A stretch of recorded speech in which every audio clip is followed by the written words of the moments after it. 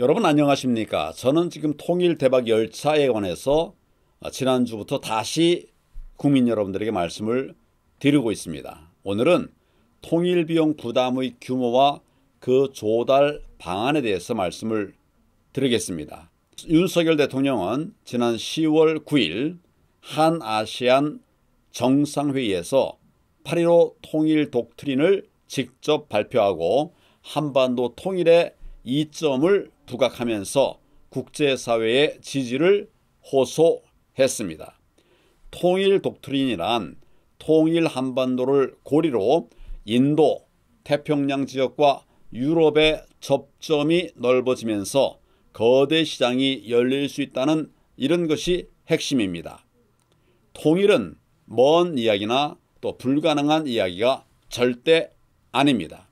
통일은 반드시 이루어야 할 우리들의 과제입니다. 통일대박 열차 두 번째 얘기는 통일 비용에 관한 이야기입니다. 통일이 필요치 않다고 보는 시각의 가장 큰 원인은 통일에 따르는 비용, 즉 통일 비용이 너무 크다고 오해하는 것 때문입니다. 그러나 그것은 거시경제의 구도와 흐름을 잘 알지 못하는 데서 나오는 걱정입니다. 이런 걸 기우라고 하죠. 독일에서는 통일 전에 우리와 같은 통일 대박 준비가 없이 통일에 이르게 되었고, 그러다 보니 시행착오도 많았던 것입니다. 그러나 우리의 통일 대박 구도 아래에서는 통일 비용보다 통일 이득이 훨씬 크게 됩니다. 독일의 경우는 사전에 통일 대박 구도와 같은 뚜렷한 대책이 없었기 때문에 1990년 통일 이후 지금까지 매년 국민소득의 5.5%에 해당하는 통일 비용을 세금으로 충당하느라고 독일 국민은 모두 너무 힘든 고생을 했습니다. 그러나 우리 경우에는 통일 대박 구도를 미리 준비하면 상황이 완전히 달라집니다. 결론부터 말씀드리면 통일 비용은 매년 GDP의 7%, 이거를 10년 정도 우리가 충당하면 마련이 됩니다. 통일 이후 우리의 경제 성장률은 매년 10.2%에 이르게 됩니다. 이 자체로 통일은 대박입니다.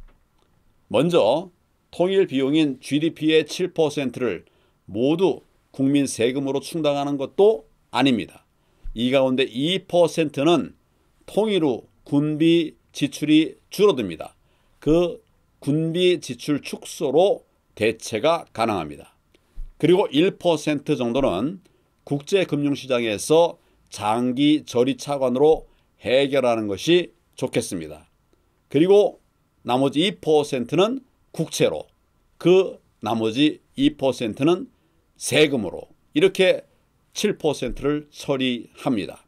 결국 국민들 직접 부담은 소득 2%를 10년간 납부하는 것입니다. 그런데 이 통일 비용은 그냥 지출만이 아닙니다. 통일 이득이 있기 때문입니다.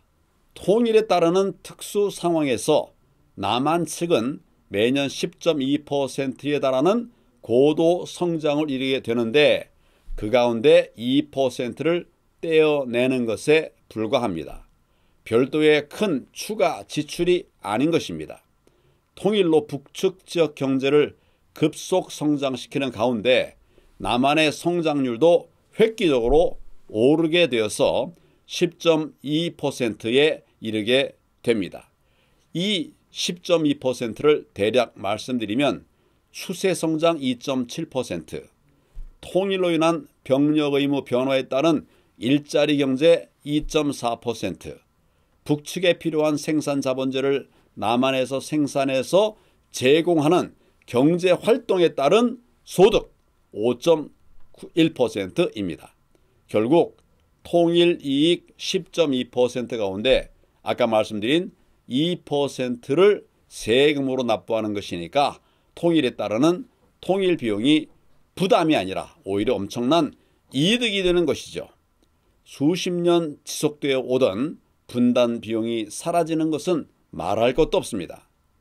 일부에서 염려하는 것처럼 남한의 두 집에서 북한의 한 집을 먹여 살리는 구도, 이거 전혀 아닙니다. 남과 북이 모두 경제 성장하는 것이죠. 이와 같이 남북 통일은 경제적인 면에서 남북이 모두 다 같이 엄청나게 남는 장사입니다. 보통 남는 장사가 아니라 오히려 남북이 모두 떼부자가 되는 그런 결과에 이르게 됩니다.